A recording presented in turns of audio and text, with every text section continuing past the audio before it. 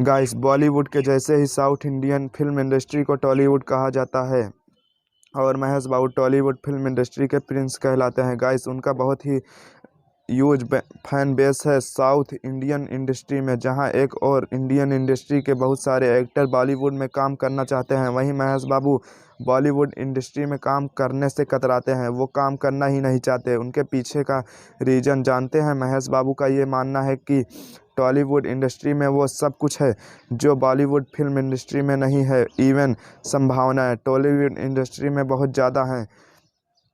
और उनका ये भी मानना है कि जब टॉलीवुड में वो प्रिंस है तो बॉलीवुड में वो बिगिनर की तरह रोल्स के भीख क्यों मांगे। गाइस, इसे कहते हैं एटीट्यूड। आपका महेश बाबू के इस एटीट्यूड के बारे में क्या ख्याल है? चैट सेक्शन में लिखना मत भूलिए।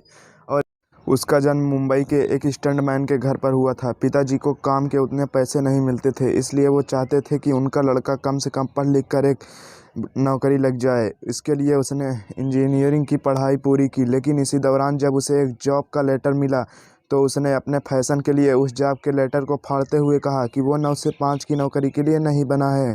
इसके बाद उसने जेम्स ऑफ वासेनपुर में एज एन असिस्टेंट काम शुरू किया और फिर उसने पीछे मुड़कर कभी नहीं देखा। मसाल मूवी से उसने सबका ध्यान अपनी तरफ खींचा। राजी मूवी से सबके दिलों में जगह बनाई और संजू मूवी के कमली किरदार से उसने सबको रुला के रख दिया। फिर उसके बाद उरी मूवी में दमदार किरदार करके नेशनल अवार्ड तक जीता। 3 साल पहले जिसे कोई जानता तक नहीं था, आज उसने अपने एक्टिंग और अपनी मेहनत से करोड़ों दिलों में जगह बनाई। विक्की कौशल के एक लाइक तो बनता है। गाइस, अक्सर आपने मूवीज में देखा होगा हीरो या विलन सामने वाले की बंदूक छीनकर उसी को ठोंक देते हैं, और ऐसा कभी कभी असल ज़िंदगी में भी देखने को मिल जाता है। जो बंदूक हम हमारी सेफ्टी के लिए रखते हैं, गुंडे लोग हमारी बंदूक छीनकर हमारे ऊपर ही तान देते हैं, क्योंकि हमें बंदूक चलाने का उतना अनुभव नहीं होता।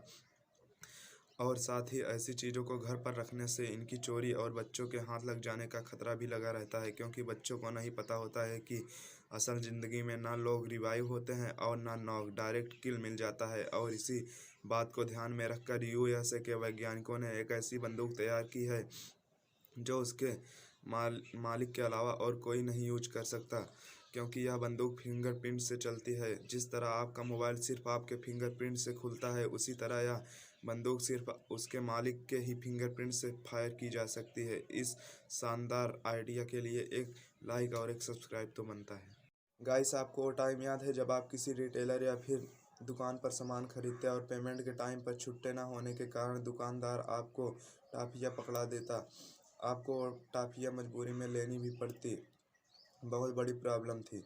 लेकिन जहाँ पर प्रॉब्लम होती है वहाँ पर अपॉर्चुनिटी भी होती है, और पेटीएम ने इस चीज़ को भांप लिया था, और इसी वजह से पेटीएम ने अपनी टाफिया लॉन्च कर दी जिसका नाम पेटीएम स्वीट चेंज रखा। अब होता कुछ यूँ, अगर रिटेलर के पास चेंज नहीं होता तो वह कस्टमर को पेटीएम की टाफिया पकड़ा देता, और वहीं पेटीएम की टाफियों पर एक यूनिक कोड होता जिससे कस्टमर अपने पेटीएम अकाउंट में उतना ही पेटीएम कैश उस यूनिक कोड से ऐड कर लेता था। अब इससे कस्टमर को तो फ्री में टाफियाँ मिल जा गई, रिटेलर का भी फायदा हो गया, और पेटीएम नए नए डाउनलोड्स और कस्टमर मिल गए। आपको यह आइडिया कैसा लगा? चैट सेक्शन में लिखना मत भूलिए।